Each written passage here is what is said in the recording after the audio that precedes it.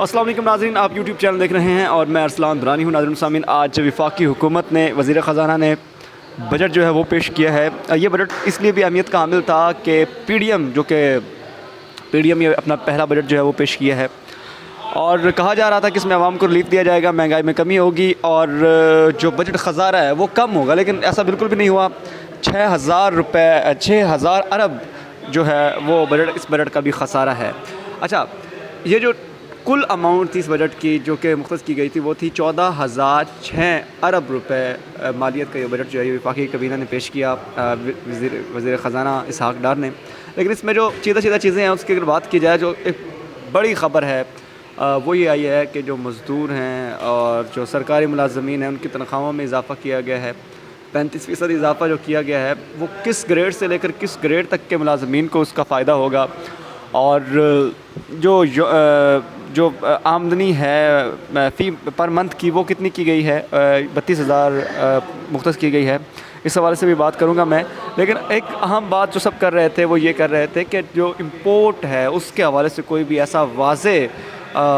Message نہیں دیا گیا کہ امپورٹ کو بڑھانے کے لیے کیا حکمت عملی جو ہے وہ کرنی چاہیے، اور اس حوالے سے جو بجٹ میں ہے وہ کس حد تک ریلیف جو ہے وہ دیا گیا ہے۔ ٹیکسز جو ہے وہ پھر لگائے گئے ہیں، اور یہ جو ٹیکسز لگائے گئے ہیں یہ ایک دفعہ پھر جو ہے وہ اس کی وجہ سے مہنگائی جو ہے وہ آئے گی، کیونکہ جو انڈسٹریل سیکٹر پر ٹیکس لگے گا اس کا جو نقصان ہے وہ انڈائریکٹلی عام شہریوں کو ہوتا ہے، کیونکہ انڈسٹری والے نے تو اپنا پیسہ جو ہے اپنا وہ نکال لینا ہوتا ہے عام شہریوں سے۔ لیکن اس دفعہ اس حد تک ٹیکسز نہیں لگائے گئے جو کہ لاسٹ ٹائم جب بجٹ پیش کیا گیا تھا تب لگایا گیا ہے، تو کافی حد تک کچھ چیزیں بہتر بھی ہوئی ہیں، لوگ سراہ بھی رہے ہیں۔ لیکن اس میں جو واضح بات ہے وہ یہ سیلریوں کے حوالے سے یہ ہے کہ سیلری جو ہے ان میں 35% اضافہ کیا گیا ہے۔ سرکاری جو ملازمین ہیں ان کی سیلریوں میں، اس پر بات کر لیں گے وہ تو اس کی اگر ڈیٹیل ہم دیکھیں تو وہ میں آپ کو یہ جو بتایا یہ جا رہا ہے، لکھا یہ جا رہا ہے انفیکٹ، جو مختلف جو مسودہ ہے اس کا جو دستاویز ہے اس میں کیا لکھا گیا ہے کہ تنخواہوں میں اضافے کی منظوری جو دی گئی ہے، سرکاری ملازمین کی تنخواہوں میں 35% اور پینشن میں بھی اضافے کی تجویز کی گئی ہے اور اضافہ کیا گیا، جبکہ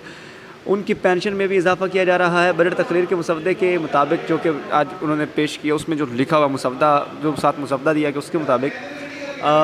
جو اسلام آباد کے حدود میں کم از کم اجرت کو 25,000 سے بڑھا کر 30,000 روپے کرنے کی کر دیا گیا ہے، جبکہ جو پینشن ہے اس کو بڑھا کر 8,500 تک سے بڑھا کر 10,000 روپے کر دیا گیا ہے، جبکہ گریڈ 1 سے 16 تک کے جو سرکاری ملازمین ہیں ان کی تنخواہوں میں 35%، جبکہ گریڈ 17 سے 22 کے ملازمین کی تنخواہوں میں 25% اضافہ کیا گیا ہے۔ اور اس طرح سے کابینہ نے ریٹائرڈ ملازمین کی پینشن میں 17.5% اضافہ کیا گیا۔ اور اگر بات کر لی جائے جو بیوائیں ہیں، جو بیوہ ہو جاتی ہیں سرکاری ملازمین کی جو وائفز ہوتی ہیں جو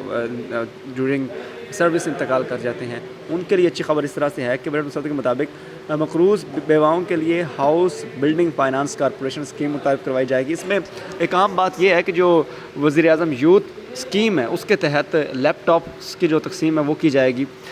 جو کہ بڑا، اور آئی ٹی سیکٹر میں جو انویسٹمنٹ کی جا رہی ہے ناظرین، اور آئی ٹی سیکٹر کیونکہ پاکستان میں ایک اچھا خاصا جو زر مماثلہ ہے اس کے ذریعے آ رہا ہے، فری لانسنگ جس میں شامل ہے۔ پاکستان بھارت کے ساتھ مقابلے میں ہے فری لانسنگ کی اگر بات کی جائے، مختلف جو سائٹس ہے فری لانسنگ کی ان کی اگر بات کی جائے تو پاکستان مقابلے میں ہے بھارت کے۔ بھارت دنیا کا پہلا فری لانسر جو ہے وہ ملک بنا ہوا ہے، لیکن اب پاکستان بھی آئی ٹی کے شعبے میں بہت آگے آ گیا، تو اس چیز کو مد نظر رکھتے ہوئے اس بجٹ میں یہ کیا گیا ہے کہ جو فری لانسنگ ہے اور جو آئی ٹی سیکٹر اس پر اچھا خاصا جو اماؤنٹ ہے وہ رکھی گئی ہے، جس سے ہوگا کیا ناظرین، جس سے ہوگا یہ، ایک تو جو وزیر اعظم کی یوتھ اسکل اسکیم ہے اس کے تحت بچوں کو اسکل سکھائی جائے گی، یوتھ کو اسکل سکھائی جائیں گی، ایسی اسکل سکھائی جائیں گی جس کے آئی ٹی سیکٹر سے وہ زر مبادلہ کما کے پاکستان میں گھر بیٹھے آن لائن لا پائیں گے۔ اور دوسری جانب لیپ ٹاپس کی جو تقسیم ہے وہ بھی وہ جو ہے وہ بہت اچھا اقدام ہے، اس کو بھی سراہنے کی ضرورت ہے۔ اس طرح سے اوور آل اگر اس بجٹ کو دیکھا جائے تو ایک اچھا بجٹ جو ہے وہ پیش کیا گیا ہے، لیکن بہرحال یہ تو اب جب آپ کا 6,000 ارب کا خسارہ ہوگا تو اس صورتحال میں جب بجٹ پیش ہوگا تو وہ کیسا بجٹ ہوگا، ظاہر سی بات اس میں معاملات تو ہوں گے جو مشکل ہوں گے۔ یہاں پر ایک بات جو بڑی اہم تھی وہ اس لیے بھی بتانا ضروری تھی کہ دفاع پر 18,000 6 ارب روپے دفاع پر مختص کیے گئے ہیں جو کہ لگیں گے دفاع پر، جبکہ تعلیم کے لیے صرف 24 بلکہ اس سے بھی میرے خیال سے کم، میں آپ کو بتا بھی دیتا ہوں ایگزیکٹ فگر کہ ہاں 241 ہیں، 241.2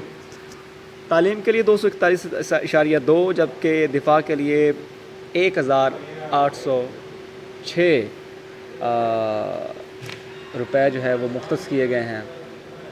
آپ خود دیکھ لیں کہ کیا پرائورٹیز ہے ہماری اور جو صورتحال ہے اس میں آپ کیا رائے ہے، آپ ضرور اپنی رائے سے آگاہ کیجیے گا۔ مجھے دیجیے اجازت اللہ نے کے بعد۔